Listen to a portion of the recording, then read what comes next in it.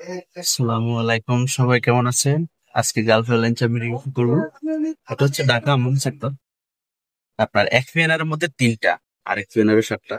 তো এক পিএনআর এর ভিতরে তিনটা কিভাবে রিভিউ করতে হয় সেটা আজকে করবো। তার জন্য প্রথমে আমাকে দেখতে হবে যে আমার টিকেটের রুলস কি। তো আজকে হচ্ছে 25 তারিখ, সেপ্টেম্বর 25 তারিখ। আমার ফ্লাইট হচ্ছে 26 সেপ্টেম্বর রাত 8টায়। আমি যখন রিভিউটা করি তখন বিকেল, আমি যখন টিকিট ইস্যু করি তখন 2টা বাজে দুপুর, আছে। সো আমার এটা এখনো 900 হয় নাই, 24 ঘন্টার ভিতরে পড়ে নাই। আমি রুলসটা একটু দেখি। আমার হচ্ছে ভিক্টর ক্লাস, তো আমি ভিক্টর ক্লাসের রুলস দেখবো প্রথমে আছে। ওকে, এরপরে এই যে দেখেন এখানে রুলস দেওয়া আছে, any time changes. Any time যদি চেঞ্জ করেন তাহলে হচ্ছে আপনার $105, আর যদি 900 হয়ে যায় তাহলে আরো $80 লাগবে। সো আমার এটা 900 হয় নাই, আমার $105 আমি রিইস্যু করবো। ওকে, তো $105 কয় টাকা আসে এটা আমি বের করে নেব, আপনারাও বের করে নেবেন।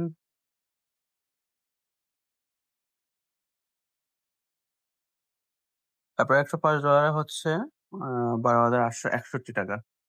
ওকে, এটা দিয়ে আমি রিইস্যু করে নেব। এখন আমাকে ফেয়ার লোড করতে হবে, যেহেতু আমার 3টা প্যাসেঞ্জার, আমি একটা একটা করে ফেয়ার লোড করবো। সবার জন্য আলাদা করে ফেয়ার লোড করতে হবে। তো ফেয়ার লোড কমন হচ্ছে FQC GF। GF হচ্ছে Gulf airlines, airlines career code, তারপর প্যাসেঞ্জার 1/ET। ঠিক আছে, এভাবে ফেয়ার লোড করতে হয়। এতে এক এক করে আমি তিনটাই ফেয়ার লোড করে নিচ্ছি। এরপরে আমি আমার রিইস্যুর কাজ করব, PCBR করে নেব। ওকে, এই যে দেখেন আমার ফেয়ার, সব তিনটা ফেয়ার লোড করা হয়ে গেছে। যে 3জন প্যাসেঞ্জারের জন্য 3টা ফেয়ার লোড হয়েছে। ওকে, এই যে আমার ওল্ড টিকিট গুলা, এখানে আমার 10টা টিকিট আছে। তো আমি প্রথম 3টা করতেছি। আমার টিকিটটা ওপেন করলাম, ওল্ড টিকিট একটা ওপেন করলাম, যেটা আমি রিইস্যু করব। আহ তো এখানে আপনি ডিসপ্লে AB1 দিলে আপনার ফেয়ার লোড 1, প্যাসেঞ্জার নাম্বার 1 এরটাই চলে আসবে। ডিসপ্লে AB1 মূলত হচ্ছে ফেয়ার লোড 1। তো এটা আমি রিইস্যু করতেছি, এভাবে আমি সবগুলাই রিইস্যু করে নেব। তো আমার ট্যাক্স, কোনো ট্যাক্স বাড়েও নাই, কমেও নাই। কমলে তো কমছেই, আপনার বাড়লে নেওয়া লাগতো। তো যেহেতু সব সমান আছে, সেক্ষেত্রে আমি সব ট্যাক্স তুলে ফেলতেছি। এখানে সব ট্যাক্স তুলে দিব। এখন আমার সব ট্যাক্স তোলা হয়ে গেছে। এখন আমি রিইস্যু চার্জটা দিয়ে দেবো। রিইস্যু চার্জ 12,861 টাকা, যেটা বের করলাম $105। ওকে, এরপরে এখানে ইকুইভ্যালেন্ট আমি চেঞ্জ করে নেবো। ইকুইভ্যালেন্টটা এখানে একটু কম আছে, আমার আগের টিকিটের তুলনায় একটু কম আছে, তো আমি আগেরটাই দিয়ে দেবো। এখানে আমি আগেরটাই দিয়ে দিচ্ছি, BDT 57,213 টাকা। ওকে, এরপরে আমি চেক করে নিচ্ছি যে আমার সবকিছু ওকে আছে কিনা। বাকি সবকিছু ওকেই আছে, এখানে আর কোনো কিছু চেঞ্জের কিছু নাই। ওকে, এখন আমি রিইস্যু করে ফেলতেছি। এখানে ম্যানুয়ালি ফেয়ার লোড দেওয়া হয়ে গেছে। Reissue complete. এখন ফেয়ার এক্সচেঞ্জ, টিকিট এক্সচেঞ্জ করব। TMU1FEX fair exchange ticket number দিয়ে আপনি এরপরে সামনে আগে যেতে হবে। এরপরে এখানে BDT, যেহেতু TTL ভ্যালু, BDT আমার আগের টিকিটটাই হবে, তো আমি আগেরটাই দিয়ে দিচ্ছি। মূলত একবারে এই যে এগুলার ইস্যু গুলা, কিছু কিছু ইস্যু আছে যেগুলো ক্যালকুলেশন করে নিতে, আপনি ক্যালকুলেশন করতে পারলে আপনার ইস্যু করতে পারবে। মূলত মেন কাজটাই হচ্ছে ক্যালকুলেশন করা।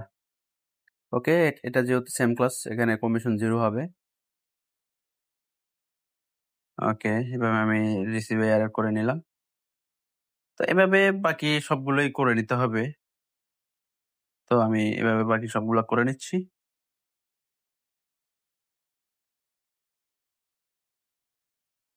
ওকে, এখন আমার সবগুলো করা শেষ। এখন আমি চেক করব যে আসলে সবকিছু ঠিকঠাক হয়েছে কিনা। তো এখন এখানে আমার সবকিছু ঠিকঠাক হয়ে গেছে, এই যে দেখেন ফেয়ার লোড 1 ওকে, ফেয়ার লোড 2 ওকে, ফেয়ার লোড 3 ও ওকে।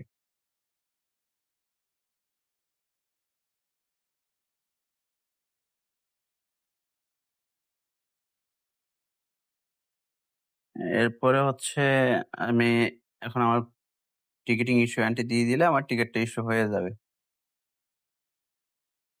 টিকে টিডি দিলাম, আমার টিকেট ইস্যু হয়ে যাচ্ছে। এই যে আমার টিকেট ইস্যু হয়ে গেছে, আপনারা দেখতেই পাচ্ছেন। তো মূলত এভাবে রি-ইস্যু করা হয়। এক পিএনআর যদি একাধিক প্যাসেঞ্জার থাকে, তখন এভাবে আলাদা, আলাদা ফেয়ার লোড করে দেন রি-ইস্যু করতে হয়। তো এখন আমার যে বাকি আরো যে ৭ টা আছে ওগুলো আমি করে নেব।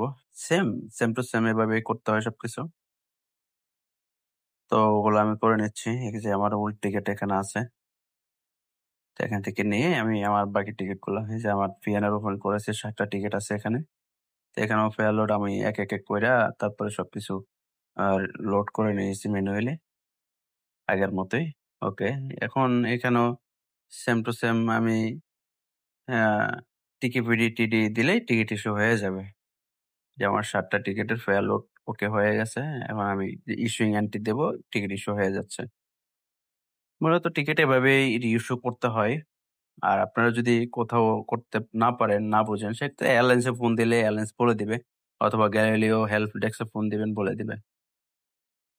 তো এভাবেই মূলত টিকিটগুলা করা হয়।